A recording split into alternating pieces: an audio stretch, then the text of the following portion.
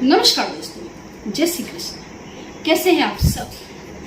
उम्मीद करती हूँ खुश होंगे, सुखी होंगे, संपन्न। जो भी हमारे व्यूवर्स हैं, सब्सक्राइबर्स हैं, दुनिया में जहाँ भी हमेशा खुश रहें, सुखी रहें और संपन्न रहें। दोस्तों, कुंडली के सारे ग्रह यही वो ग्रह हैं जो हमारी जिंदगी को बनाते हैं और बिगाड़ते हैं। नवग्रह। आप किसी और देवी देवता की पूजा ना करें, लेकिन अगर आपने नवग्रहों को शांत रखा है, प्रसन्न रखा है, तो आपकी लाइफ में सब कुछ अच्छा होता चला जाता है। कभी भगवान श्री कृष्ण ने भी भगवत गीता में कहा है, मैं न किसी का मित्र हूं, न मैं किसी का शत्रु हूं। आपके साथ जो कुछ भी हो रहा है वो सिर्फ और सिर्फ आपके अपने कर्मों का फल है। भगवान का ध्यान करना, भगवान से प्रेम करना, ये तो वो अवस्था है जो जीव को शिव बनाने लग जाती है। वो अवस्था है जो हर प्रकृति का भला सोचने लग जाता है। हर प्रकृति का, हर जीव का, पूरी प्रकृति का इंसान भला सोचने लग जाता है जब वो परमात्मा से जुड़ता है। जो व्यक्ति सच में परमात्मा से जुड़ा हुआ होगा, एक चीज मैं आपको बता दूं दोस्तों, जो व्यक्ति सच में परमात्मा से जुड़ा हुआ है, उसकी जिंदगी में दम, दिखावा, झूठ, फरेब नहीं होता। कुछ लोग तो दान भी करते तो बड़ी लालच से। कुछ लोग आप देखना, छोटी छोटी चीजों को दबा लेना, बहन बेटियों से भी कंपटीशन कर लेना। एक चीज मैं आपको बता दूं, ब्राह्मण चाहे कैसा भी है, वो उसकी जिंदगी में चाहे वो कुछ भी हो, लेकिन वो ब्राह्मण है, वो ब्राह्मण कुल में जन्मा है। इसलिए ब्राह्मण का आदर करें। ब्राह्मण का अगर आप अनादर करेंगे तो आपको ब्रह्म हत्या का पाप लगता है। गाय माता, दूसरा है गाय माता। गाय माता को हमेशा प्रेम करें। गाय को रोटी खिलाएं, चारा खिलाएं।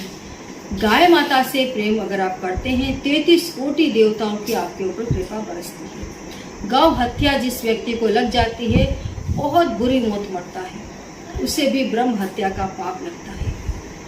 और जो इंसान अपनी बहन से, अपने घर की बेटी से द्वेष रखता है, उसके साथ चालाकी करता है, होशियारी करता है, धोखागिरी करता है, जिंदगी में उसको कभी सुकून नहीं मिलेगा, कभी उसके नौकरी धंधे नहीं चलेंगे। लिख लो आप इस बात को। आपकी बेटी या आपकी बहन जब आपके घर में आती है, भले वो उसकी लाइफ में करोड़पति हो, लेकिन अगर वो आपके घर में आई है तो कभी उसको खाली हाथ ना जाने दें।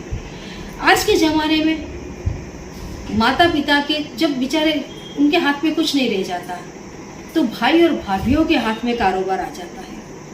और उस समय जब घर की बेटी घर में आती है तो चीजें उससे छुपाई जाने लग जाती है, देना तो दूर। ये कोशिश होती है कि वो कितनी जल्दी घर से चली जाए। ज्यादातर घरों में मैंने इस चीज को देखा है, जबकि बहन हो या बेटी हो, हमेशा आपके घर से अगर वो खुश होकर के जाएगी, उसे कुछ भी दो, जितनी आपकी शक्ति है उसे दो। अगर वो खुश होकर जाएगी तो आपके नौकरी धंधे बहुत तेजी से चलेंगे, बहुत तेजी से। ब्राह्मण आपके घर से प्रसन्न होकर के अगर निकलते हैं, कभी आपके घर में बड़ा संकट नहीं आएगा, कभी नहीं आएगा। कभी बच्चों की शादियां नहीं रुकेंगी, घर में कोई बिना शादी का नहीं रहेगा। ब्राह्मण का अगर आपने अपमान किया है, ब्राह्मणों का दान नहीं किया है, घर में बच्चे शादी के लिए बैठे रहेंगे, उनका जीवन, शादीशुदा जिंदगी अस्त व्यस्त रहेगी, शादियां नहीं होती, बच्चों का पढ़ाई में मन नहीं लगता। गाय माता को अगर आपने मारा है, कभी गाय माता को रोटी तक नहीं खिलाई है, कोई देवी देवता आपके ऊपर प्रसन्न नहीं होता। तो परमात्मा को प्रेम करने का मतलब है हर जीव से प्रेम करें और अपना धर्म पूरी तरीके से निभाएं। एक लेडीज थी, मैंने उसके मुंह से सुना एक बार, उसने कभी अपनी सास की सेवा नहीं की थी, कभी नहीं की। ये मेरा अपना अनुभव है जो मैं आपको बता रही हूँ, किसी और का नहीं है। उस औरत ने कभी अपनी सास की सेवा नहीं की। फिर वो साड़ी, चूड़ी, अंगड़ी, जाने क्या क्या लेकर के एक मंदिर में गई और अपनी सास की उम्र की एक लेडीज को सारी चीजें दे करके उसने पैर छुए। और जब वो वापस लौट कर आई तो उसने बोला कि मैंने तो आज दान किया, बहुत अच्छा दान किया है। और उसने कहा कि हाँ बेटा हमेशा खुश रहना। तो मुझे ऐसा लगा जैसे मैंने अपनी सास के नाम पे दान किया, जबकि सास जीवित बैठी है।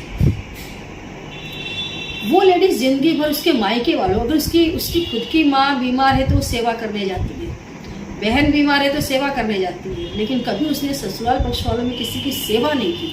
फिर ऐसी जगह जाकर के सोचते हैं कि इनको पुण्य मिल गया। ये अज्ञानता हद से ज्यादा फैली हुई है। जहाँ जो आपका धर्म है उस धर्म को अगर आप नहीं निभाएंगे तो आप चारों धाम करें, रोज आप वैष्णो देवी जाएं, क्योंकि वही वो भगवान है जिन्होंने नियम बनाए हैं। ये उन्हीं भगवान का अपमान है जो आप करते घूमते हैं, है ना। जिंदगी में अगर आप चाहते हैं कि सुखी रहना है तो सारे ग्रहों को खुश रखें, देवी देवताओं को खुश रखें। सबसे पहले अपने माता पिता को, आपको जिंदगी देने वाले, आपको शरीर मन बुद्धि जो कुछ मिला है अपने माता पिता से मिला है, अपने सास ससुर से मिला है। जब तक इनकी सेवा नहीं करोगे कुछ नहीं मिलेगा।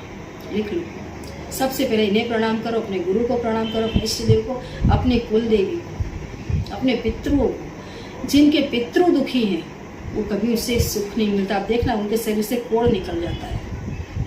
आत्मा अगर किसी की रोई है तो आप कभी सुखी नहीं रहोगे। घर में कई जगह प्रपंच चल रहे हैं, लोग भूखे मर रहे हैं, लेकिन औरतें प्रपंच करने से बाज नहीं आती। अगर आप अपने परिवार के लोगों को आगे नहीं बढ़ने देंगे, कई ऐसी औरतें घर में आ जाती है। अगर ननद पढ़ाई कर रही है तो उनको बहुत तकलीफ है। ननद घर में काम क्यों नहीं करती है, पढ़ाई करती है, उन्हें मंजूर नहीं है। फिर वो चाहते हैं कि मेरी बेटी यहाँ से यहाँ पहुँच जाए, तो क्या पहुँचेगी? नेवर नेवर, कभी नहीं। अगर आपने किसी का करियर बर्बाद कर दिया तो आपकी बेटी का करियर कभी अच्छा बनेगा नहीं। बाढ़े पुत पिता के धर्मा, खेती पाके अपने कर्म, है। आपके कर्मों का फल आपके बच्चे भोगते हैं, इसलिए कर्म हमेशा अच्छे करें। अगर आप चाहते हैं घर में धन आए, दौलत आए, सुख आए, समृद्धि आए, तो it is necessary for you दान करें ज्यादा से ज्यादा। शुक्र को प्रसन्न रखें। शुक्र ही वो देव है, शुक्र ही वो ग्रह है जो आपको जमीन से उठाकर फलक पर रख सकता है। घर में इतना ऐश्वर्य बढ़ेगा कि लोग बाहर से देखेंगे कि यस, ये व्यक्ति सच में धनवान है, ऐश्वर्यवान है ना। कुछ लोग जिनके पास कुछ नहीं होता है वो हमेशा बोलते हैं मुझे धन चाहिए। तुम्हें धन नहीं चाहिए, है ही नहीं।